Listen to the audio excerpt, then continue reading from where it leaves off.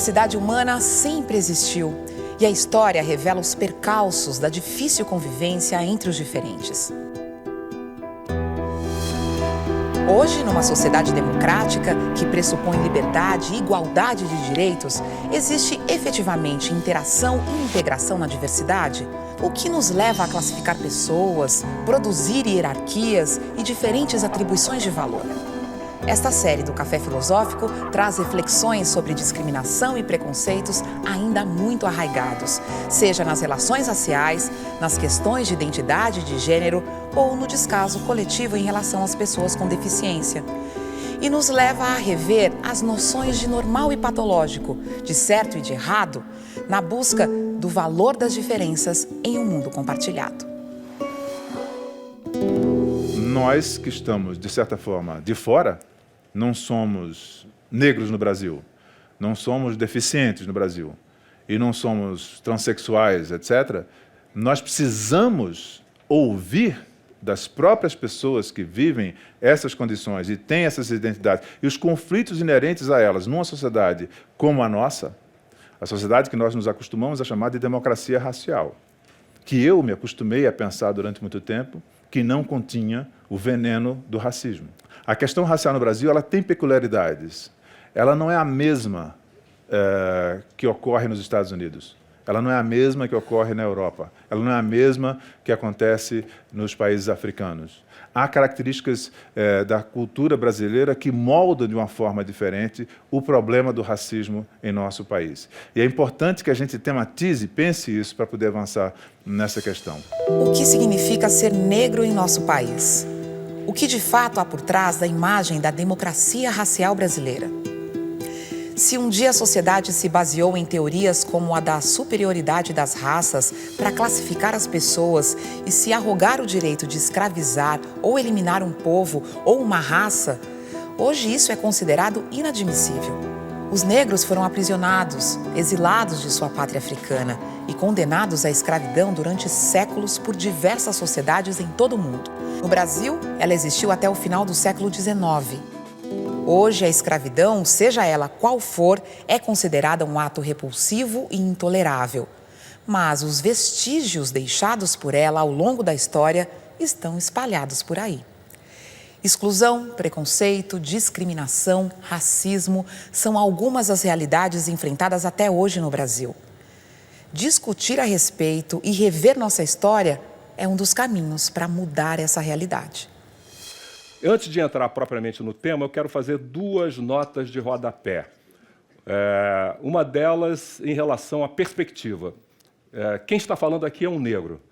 Embora isso possa parecer óbvio, estando nós no Brasil, eu poderia dizer que era moreninho, ou era escurinho, ou era qualquer outra coisa. Embora isso, o riso das pessoas mostra que essas categorias, embora possam ser aceitas no cotidiano da sociedade, ficam esquisitas em determinados ambientes. Mas quando eu digo que eu sou um negro, significa que eu tenho uma visão dessa sociedade parcialmente influenciada pelo fato de que eu sou um objeto da discriminação racial. Ou seja, a discriminação racial não é algo que a respeito do que eu tenha lido num livro, visto um filme, que me tenha sido relatado, embora tudo isso tenha acontecido também. Mas é uma experiência direta, algo que pode acontecer comigo na saída deste evento, num contato com a polícia, ou segunda-feira de manhã na porta giratória de um banco. Eu falo de experiência pessoal. Então, o fato de estar, digamos, na extremidade receptiva do racismo me dá uma visão sobre essa sociedade. Não é nada determinante, mas é um condicionante muito poderoso. Adversários, por exemplo, das políticas de ação afirmativa, na maioria brancos, tentem se apresentar como neutros, como falando em nome da ciência. Ora, esse lugar não existe. Uma das coisas fundamentais que eu aprendi com a sociologia é a importância do lugar de onde se fala, da perspectiva. É como se nós olhássemos a sociedade através de lentes, de um conjunto de lentes superpostas, compostas, então, pela classe social, evidentemente, pelo grau de instrução, pela faixa etária, pelo gênero, pelo lugar onde se nasceu e se vive, tudo isso também, claro, a opção política, tudo isso em relação aos pais. Evidentemente, então, a gente olha a sociedade e cada um vê de uma determinada maneira. A outra nota de rodapé é a respeito do conceito de raça e das categorias dele resultantes. Quando eu falar de raça, ou de branco, ou de negro, ou mestiço, eu vou estar falando não de biologia, mas sim de sociologia e de história. Esse conceito de raça é um conceito sócio-histórico. Ele foi criado, da maneira que nós o conhecemos hoje, foi criado a partir do século XVI, sobretudo final do século XV, com os chamados descobrimentos, o processo de expansão europeia, quando os europeus, então, travam contato, começam a travar contato permanente, regular, com povos que eram diferentes deles do ponto de vista cultural e fenotípico, e estabelecem uma hierarquia na qual eles próprios estavam no topo e os outros grupos vão se distribuindo pela base. Eu não gosto de quando se tenta substituir o conceito de raça pelo conceito de etnia, porque há uma série de complicações. Entre elas, por exemplo, nós teríamos que aceitar que um africano tivesse duas etnias. Um africano negro, ele seria negro, mas também seria Zulu ou Maasai ou qualquer outro grupo. Quando se faz isso, eu me lembro, então, da fala de um sociólogo francês, Pierre-André Taguieff, quando diz que isso seria fazer uma eugenia lexical negativa que imagina matar o fenômeno eliminando a palavra. Quando eu falar de raça, então, estou falando de cultura. Considero que nós vivemos agora no Brasil um momento extraordinário do ponto de vista da discussão sobre relações raciais. Essa discussão que, por tanto tempo, foi jogada debaixo do tapete. A partir do início do milênio, especialmente a partir de 2001, quando começam a ser adotadas políticas de ação afirmativa com recorte racial, primeiro no âmbito das universidades e, mais recentemente, no serviço público, a sociedade brasileira foi obrigada, setores importantes da sociedade brasileira foram obrigados a mergulhar, foi-lhes enfiada goela abaixo uma discussão tradicionalmente considerada desagradável, perturbadora, absolutamente desnecessária, talvez, porque isso teria sido resolvido lá na década de 30 do século passado, com a estruturação do mito da democracia racial. Se nós não temos um problema racial, por que discuti-lo? E aquilo que parece uma contribuição brasileira a essa argumentação, já que eu não vi isso em outros lugares, a ideia de que discutir o racismo é perigoso porque provoca o racismo. Ora, isso me parece o fruto de um raciocínio extremamente tortuoso. Como é que discutir um problema pode provocá-lo? E para nós que estamos do outro lado desta mesa de debate, que consideramos a discussão dessa questão absolutamente fundamental, não apenas para os negros, mas para o conjunto da sociedade brasileira, trata-se agora, então, de um momento auspicioso, um momento alvissareiro, esperançoso, já que nós podemos divisar lá no futuro a possibilidade de conseguirmos adotar medidas capazes de enfrentar o racismo de uma maneira bastante eficaz, já que políticas de ação afirmativa não são feitas, não acabam com o racismo, assim como não acabam com o problema da escola pública. E é interessante que esses são dois argumentos usados pelos adversários dessas políticas. As políticas de ação afirmativa visam proporcionar igualdade de oportunidades, é isso, a grupos que as diversas convenções assinadas pelo Brasil, da ONU, da Unesco, chamam de historicamente discriminados ou tradicionalmente excluídos.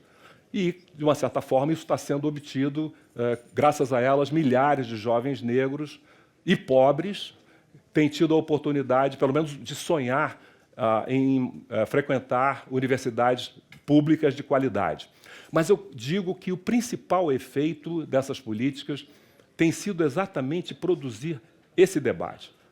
Porque a partir do debate, a partir do reconhecimento da existência de um problema, é que nós podemos começar a enfrentá-lo.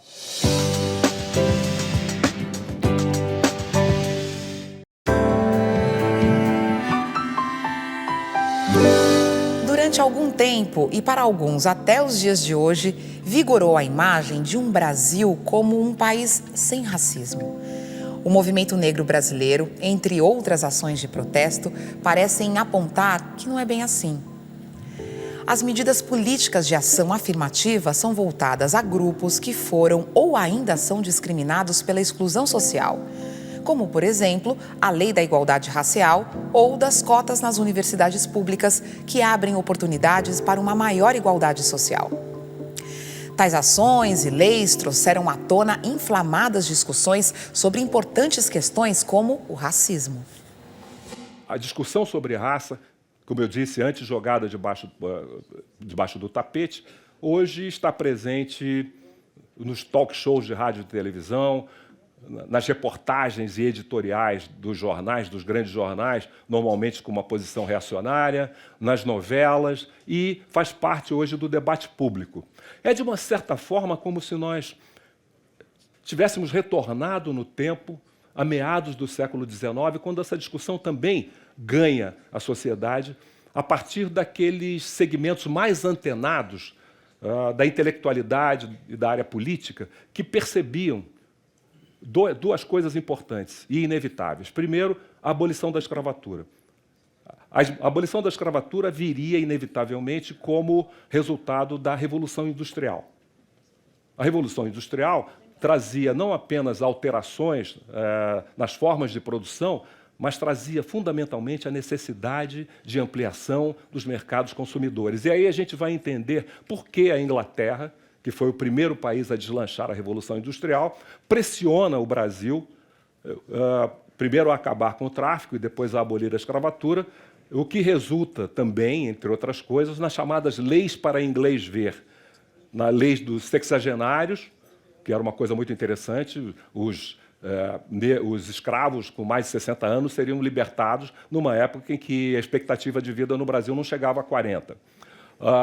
E a lei do ventre livre, que também não libertou ninguém, porque ela incluía uma cláusula de que os nascidos livres, a partir daquele momento, teriam que permanecer, sim, sob o jugo do senhor até os 21 anos de idade. A abolição veio antes disso. Ora, nesse momento, então, uma consequência inevitável era percebida por essas elites. Uma vez abolida a escravatura, o Brasil teria uma população livre, constituída predominantemente por não-brancos. Segundo o censo de 1850, havia no Brasil cerca de 500 mil brancos e 1,5 milhão de negros, índios e mestiços, caboclos e mulatos.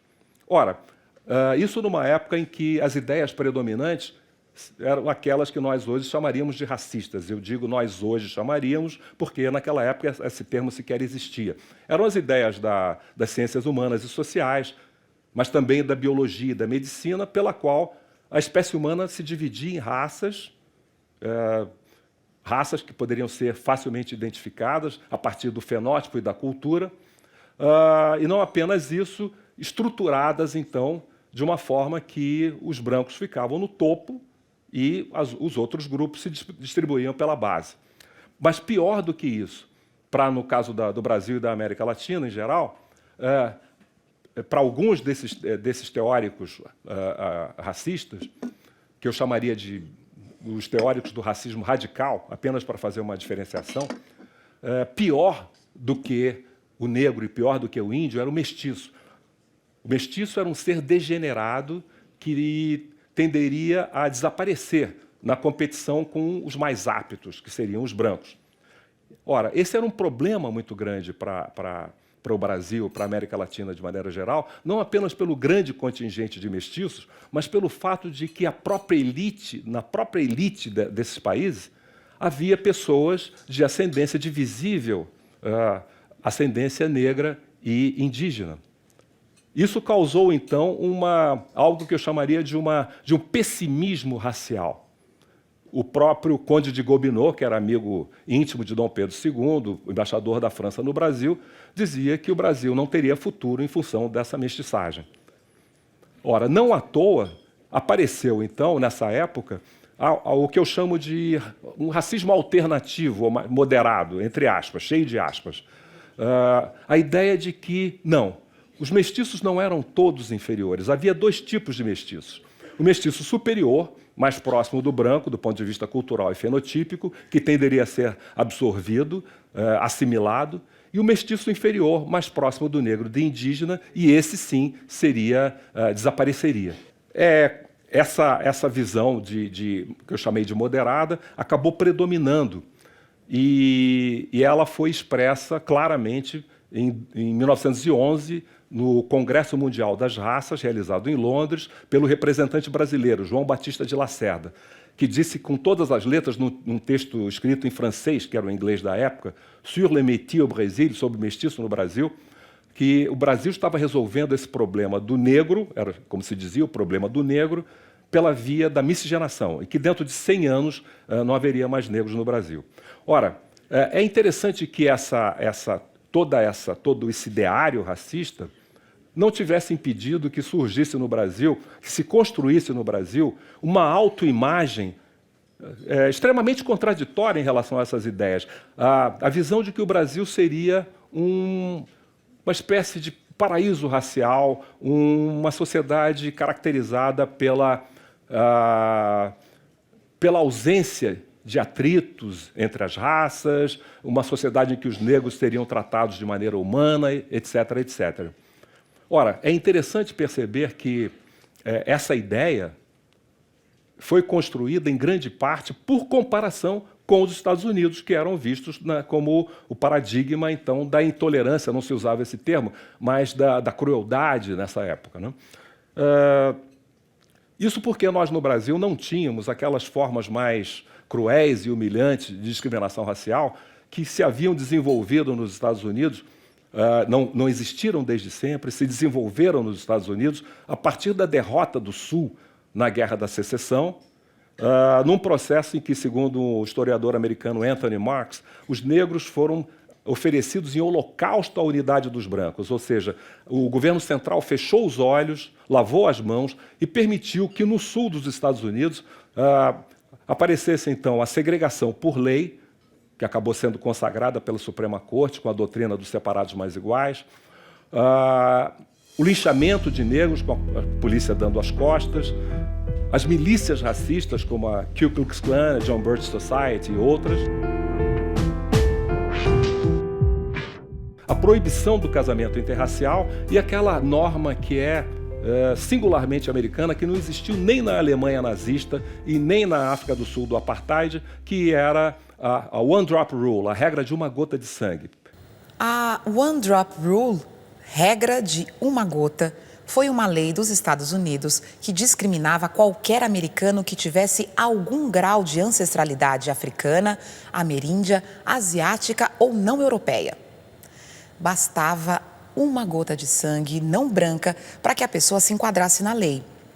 Eram pejorativamente chamados de colored, ou pessoas de cor, e eram considerados social e juridicamente inferiores. You can order food in the colored section, but I'm not going to be serving you here.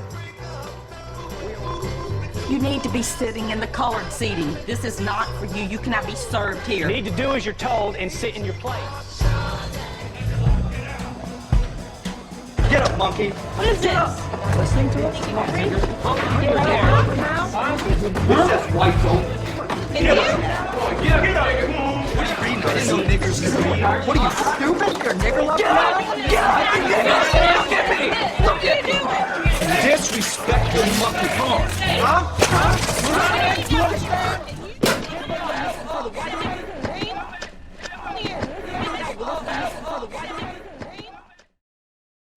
Este conceito surgiu no século XIX e se tornou lei nos Estados Unidos durante o século XX. Lei essa que vigorou até a década de 1960. Como nós não tivéssemos nada aqui no Brasil, nada desse tipo aqui no Brasil, o Brasil era melhor que os Estados Unidos, é possível aceitar isso, e de ser melhor do que os Estados Unidos, passou-se ao exagero de apresentar o Brasil, então, como o modelo, o paradigma positivo. Não havia aqui segregação por lei, mas havia segregação de fato. E eu vivenciei isso muito claramente. Eu que sou do Rio, minha mãe era do Rio Grande do Sul, e no Rio Grande do Sul, que eu visitava a cada 2 anos, em férias com minha mãe, eu entrei em contato com uma realidade em que havia clubes de negros e clubes de brancos. Festas de negros e festas de brancos separados nas favelas e nos sindicatos. Ou seja, segregação, não por lei, mas por costume. E quem tem alguma familiaridade com o direito sabe que lei e costume são fenômenos do mesmo universo. Muitas vezes a lei é apenas o costume sancionado pelo Estado. Em São Paulo, eu fui discriminado num clube que não aceitava pessoas de cor. Aqui em Campinas, eu me lembro de ver matérias de revistas, revista O Cruzeiro, mostrando que havia uma separação nos cinemas, os negros eram obrigados a ficar naquela parte de cima do cinema, por costume e não por lei.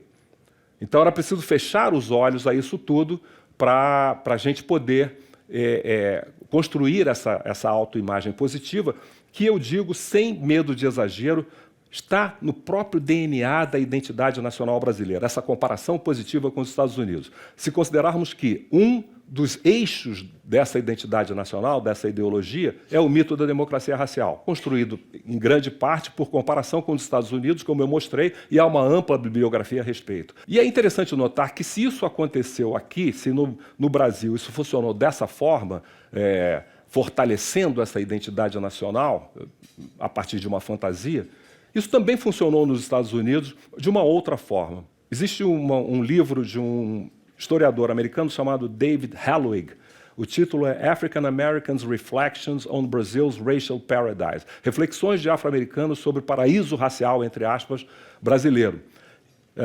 E que ele mostra que nos Estados Unidos, também desde o século XIX, todos os grandes intelectuais americanos, negros americanos e militantes, também utilizaram essa ideia, mas utilizaram porque eles precisavam. Eles precisavam mostrar à sociedade americana um modelo. E o Hallwig nos mostra que ele divide, então, esse interesse dos americanos, dos afro-americanos especificamente, sobre o Brasil, em três etapas. Entre a década de 1910 e a década de 1940, que ele chama The Myth Affirmed, o mito confirmado, afirmado. Da década de 40 à década de 60, o The Myth Debated, o mito debatido. E da década de 60 para cá, The Myth Rejected, o mito rejeitado. A distância entre fantasia e realidade fica muito clara em 1920, quando o Estado de Mato Grosso publica um anúncio em periódicos americanos com o objetivo de incentivar a imigração de americanos para o Brasil. A partir da década de 1850 veio uma política de imigração que foi promovida, pelo menos durante 100 anos no Brasil, e cujo alvo eram europeus brancos, o modelo ideal sendo louros dolicocéfalos da Pomerânia. Com o tempo, eles tiveram que aceitar brancos europeus menos desejáveis do sul, italianos, espanhóis, etc. E o objetivo era branquear a sociedade brasileira. Para os racistas radicais, esses brancos viriam e não se misturariam, e claro que acabariam triunfando. Para aqueles moderados ou alternativos, eles se misturariam sim, mas como os genes dos brancos, evidentemente, eram superiores aos genes dos negros, eles acabariam prevalecendo e os negros desapareceriam, como disse o João Batista de Lacerda. Ora, a publicação desse anúncio nos Estados Unidos teve uma repercussão na imprensa negra, num jornal chamado The Baltimore Afro-American. E isso o que fez? Estimulou um grupo de negros de Chicago a organizar, então, a criar uma organização chamada Brazilian American Colonization Society. Naquela época, na sociedade americana, entre os negros americanos, tinha grande força a ideia de que a solução para o problema era sair dos Estados Unidos, de volta à África, como pregava Marcus Garvey, ou para a América do Sul, e por que não para o Brasil? Ora, essa visão era alimentada naquilo que eu mencionei anteriormente, erros de tradução cultural. Um negro-americano via a foto de um brasileiro como Nilo Peçanha, e ali via um mulato, logo um negro. Isso significava, então, que não havia obstáculos à ascensão social de um homem negro no Brasil.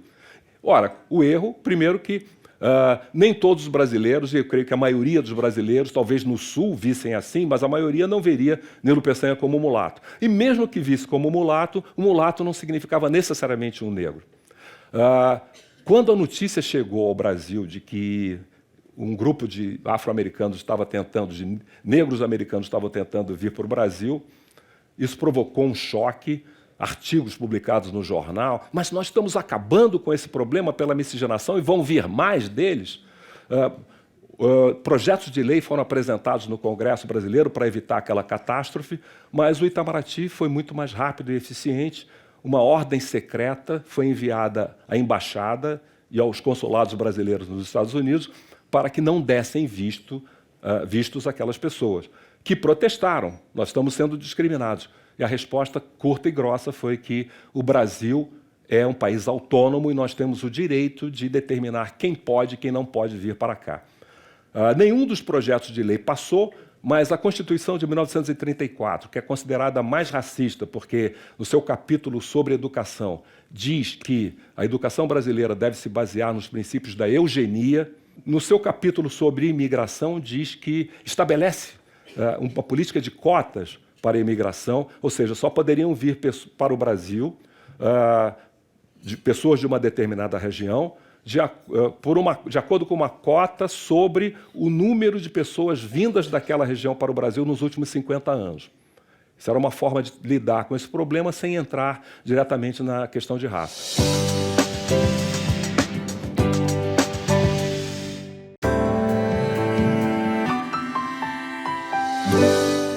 Revisitar o passado é uma forma de compreender melhor o presente. Nesse sentido, o jornalista Carlos Medeiros traça um percurso através da história do Brasil e dos Estados Unidos para nos ajudar na reflexão sobre o racismo atual.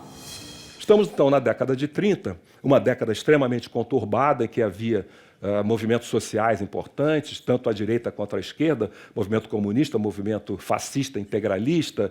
Foi fundada naquela época em São Paulo, em 1931, a Frente Negra Brasileira, que se expandiu por vários estados, cujo objetivo era criar um novo negro e fazer a verdadeira abolição, considerando então que a abolição era incompleta.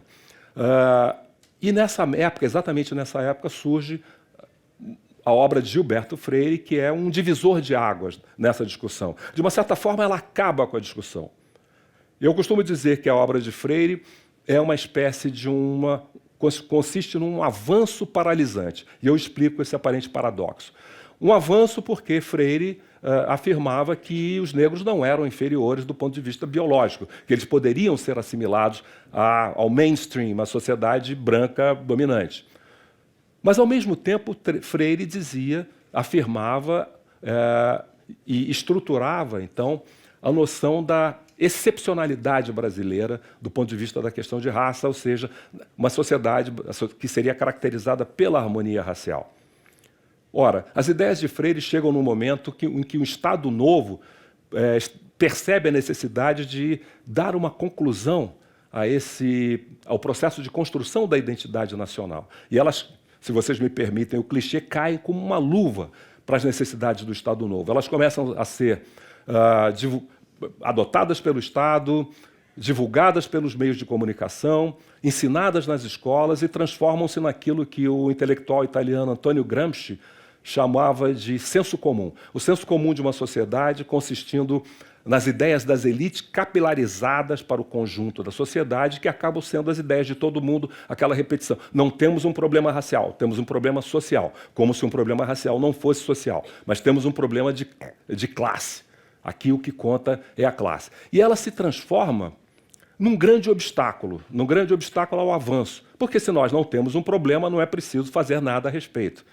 E transforma perversamente em inimigos, em perpetradores, em criminosos, os negros que ousam denunciar a discriminação racial. Ele ou ela seria taxado ou de complexado, havia a ideia do complexo de cor, ou divisionista, ou inimigo da nação.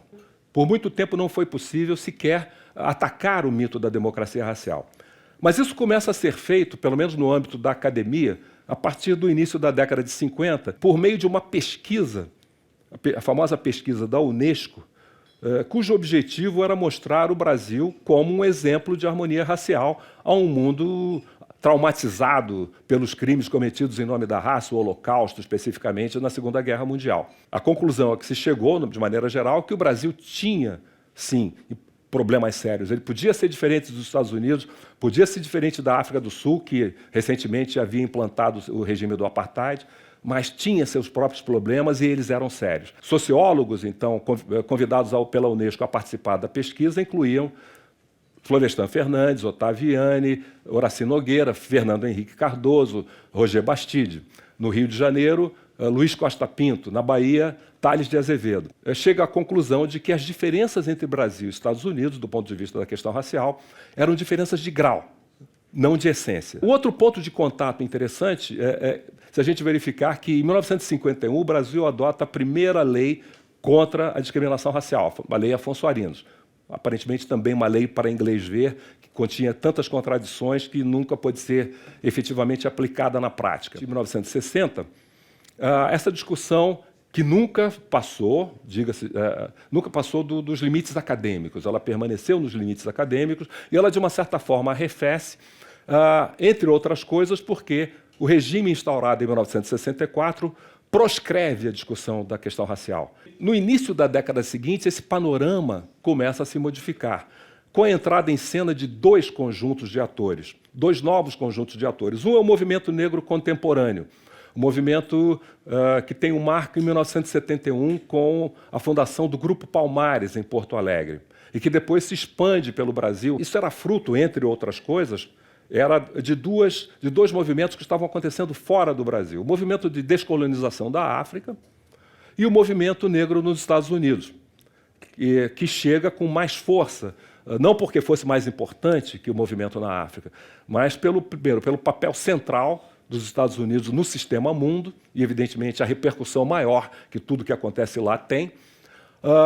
E também pelo fato de que a luta nos Estados Unidos, com todas as diferenças que pudesse ter em relação à luta no Brasil, era mais semelhante do que a luta na África, em relação à brasileira. Porque a luta na África era para expulsar os colonizadores, enquanto nos Estados Unidos, tal como no Brasil, tratava-se de encontrar formas de convivência entre grupos que necessariamente teriam que estar juntos no correr dos séculos. Dessa influência americana, ela entra também pela mídia, ela entra também não apenas por textos escritos, mas ela entra pelo cinema, chamados Blaxploitation movies, aqueles filmes que eles começam a produzir lá com heróis negros, uma coisa que nós não tínhamos e não temos até hoje no Brasil, e também pela música, e mais importante ainda, com os bailes de soul, o chamado movimento black, e é interessante a gente ver aí a influência do jornalismo na história. Essa coisa de movimento black, essa denominação de Black Rio, Black São Paulo, Black Bahia, vem de uma matéria jornalística publicada no Caderno B do Jornal do Brasil, que era, na época, enfim, um ícone, uma referência do ponto de vista cultural, escrito por uma jornalista negra. Na verdade, ela tinha dificuldade com essa identificação, ela preferia se considerar mulata, chamada Lena Frias. E o título da matéria, que ocupou quase 5 páginas do Caderno B do Jornal do Brasil, era Black Rio, o orgulho importado de ser negro. E ela era uma pessoa também ligada ao samba, que não tinha muita simpatia por esse movimento. Mas, na verdade, as coisas se interconectam. No livro de Antônio Risério, Carnaval e Jexá, ele nos mostra que, ele nos afirma isso, que os blocos afro de Salvador nasceram a partir de pessoas que frequentavam esses bailes black. E o Brown, nessa história de Brown, Carlinhos Brown, Mano Brown, tudo isso mostra como essa cultura penetrou. Era uma afirmação da identidade negra, uma identidade construída, então, na valorização do fenótipo negro, o Black is Beautiful, e da história e da cultura da África e da diáspora africana. O outro conjunto de atores que entra na cena nessa época também é constituído por aqueles intelectuais e políticos que tinham sido obrigados a se exilar durante a ditadura e que retornam. E um exemplo muito claro disso é Brizola, que retornam da Europa e muitas vezes dos Estados Unidos com novas ideias a respeito da questão de raça, em razão das experiências que tinham tido lá fora. E nós vemos aí, então, um processo em que essa discussão vai se disseminando pela sociedade, vai ganhando alguns setores da academia, da mídia, dos partidos políticos, dos sindicatos que tinham uma grande dificuldade com o tema, achavam que discutir a questão racial dividiria a classe operária.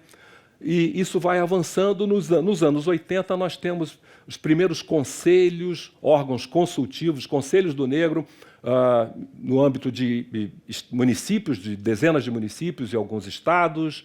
Em 1988, a criação da Fundação Cultural Palmares, no governo federal.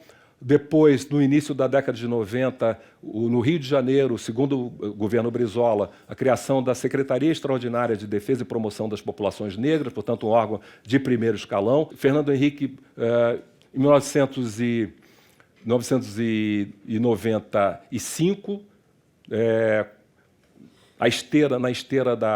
na marcha realizada em Brasília dos 300 anos de Zumbi dos Palmares, reconhece, é o primeiro presidente a reconhecer a existência de um problema racial sério no Brasil. Ele cria um grupo de trabalho interministerial para tratar desse tema. Segundo o governo Fernando Henrique, são adotadas algumas medidas ainda tímidas de ação afirmativa, o que cresce de volume.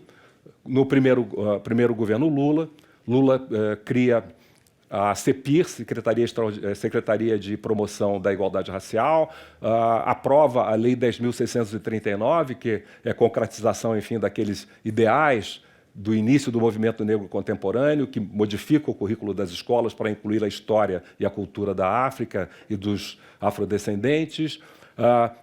Políticas de ação afirmativa, então, começam a crescer pelo Brasil, e o ápice desse processo sendo a aprovação por uma unanimidade surpreendente, surpreendeu a mim, não que fosse aprovado, mas a unanimidade das políticas de ação afirmativa para negros pelo Supremo Tribunal Federal. Então isso tem provocado toda essa transformação, que eu digo, do ponto de vista principalmente simbólico, e a inclusão dessa questão no debate público.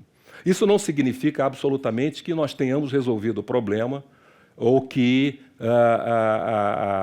a situação dos negros tenha mudado dramaticamente na sociedade brasileira, o que não aconteceu.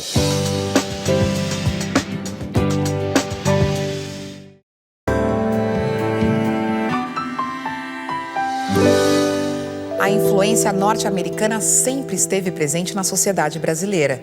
Movimentos como Black is Beautiful inspiraram conquistas nos anos de 1960 e 1970. Nas últimas décadas, houve em nosso país alguns avanços significativos no combate à discriminação, e políticas de ações afirmativas abriram novas oportunidades, inclusive para reflexões como esta do Café Filosófico. Enquanto isso, nos Estados Unidos, nós vimos, a partir do início da década de 80 do século passado, com o primeiro governo Reagan, Reaganomics,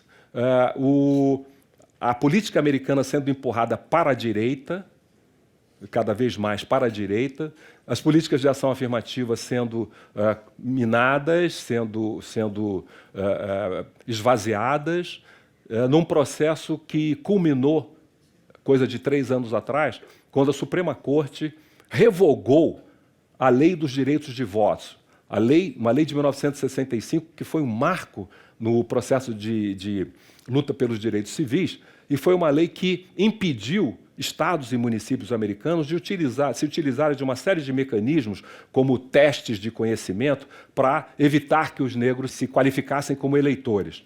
2 dias após a revogação da Lei dos Direitos de Voto, municípios e estados americanos começaram a elaborar leis que, na prática, vão atrapalhar, que vão dificultar os eleitores negros e latinos. Então, a gente tem hoje, diferentemente do que tinha no passado, em vez daquela polaridade, Brasil positivo, Estados Unidos negativo. Depois, Estados Unidos positivos, não como um paraíso racial, mas sim como um exemplo de luta. O que nós temos hoje é uma situação mais semelhante do que nunca.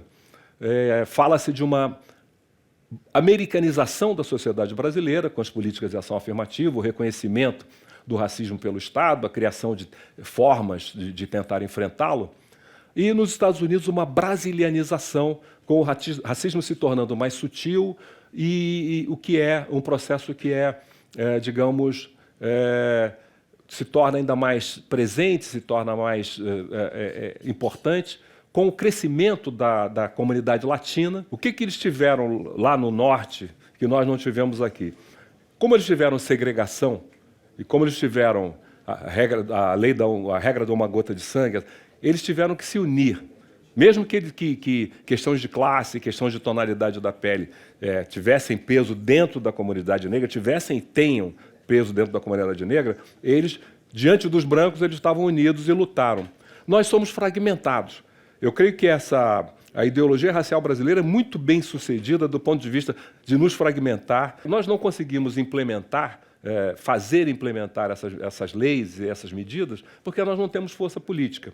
E esse momento, nesse sentido, é um momento extremamente complicado, com o crescimento, com uma endireitação, digamos assim, da sociedade brasileira em função de vários motivos. De qualquer maneira, eu repito a minha fala inicial, nós estamos num momento promissor. Nós temos uma janela de oportunidades, podemos enfrentar esse problema. O fato de estarmos aqui hoje, tantas pessoas interessadas na discussão desse tema, significa um avanço, com certeza. E eu espero que todos vocês, de uma forma ou de outra, possam colaborar nesse processo, nessa construção de uma sociedade que, primeiro, reconheça a existência de um problema para que possa enfrentá-lo.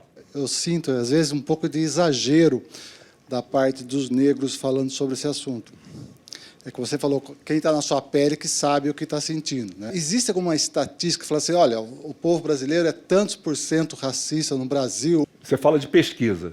Na década de 90, foi, se não me engano, 1996, o Datafolha fez uma pesquisa sobre essa percepção e mostrou que de 87%, se não me engano, confirmavam que havia racismo, mas a imensa maioria dizia que não era racista, ou seja, o pai, a mãe, o avô, todo mundo era, menos eu. E essa é uma percepção. Outra pesquisa que existe é o livro A Cabeça do Brasileiro, o Alberto Carlos de Almeida. São fotos assim de um negro de terno, um branco de macacão. Uma das perguntas era assim, com quem você, se você tivesse hoje uma filha em idade de casar, com quem você preferia que ela se casasse? A maioria preferiu o branco operário ao negro advogado. Acho que é alguma coisa significativa, né? Eu, que já passei por todo tipo de situações constrangedoras que você possa imaginar, não tenho como aceitar a ideia de que o brasileiro seja melhor. Esse tipo de racismo que está naturalizado na sociedade brasileira, que faz com que muitas pessoas não percebam.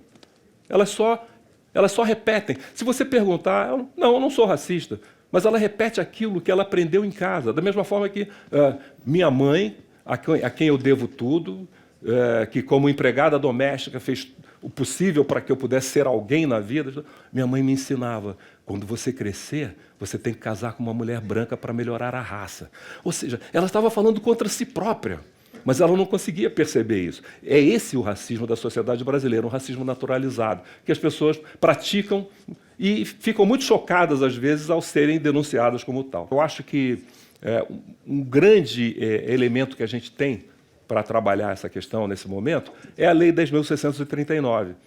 É essa lei que inclui nos currículos das escolas de todos os níveis o estudo da história e da cultura da África, dos africanos e dos afrodescendentes. Por quê? Porque ela ataca uma das fontes, um filósofo da década de 70, Luiz Althusser, falava dos aparelhos ideológicos de Estado, que seriam a família, a escola e os meios de comunicação. Ora, como é que você entra na família? Os meios de comunicação também tem uma complicação imensa. Qualquer coisa que se fale aí agora é censura. É claro que é uma luta que tem que ser travada. A lei existe. E hoje a gente já vê que ela funciona um pouco melhor. Mas da mesma forma que com relação à questão racial, de maneira geral, ela precisa ser implementada mais amplamente. É interessante que existe uma acusação que se faz com muita frequência ao movimento negro, diz assim, não, mas os próprios negros são racistas. Eu me lembro, então, da questão do sexo. Quem ensina aos meninos os meninos a serem sexistas são as mães e são as avós, são as empregadas. Então a culpa é delas. Absolutamente não. É porque elas aprenderam. E alguém já me falou uma vez como, por exemplo, a ideologia da democracia racial diminuía o custo da dominação. Ou seja, o ideal para um grupo dominante é que o dominado aceite a dominação.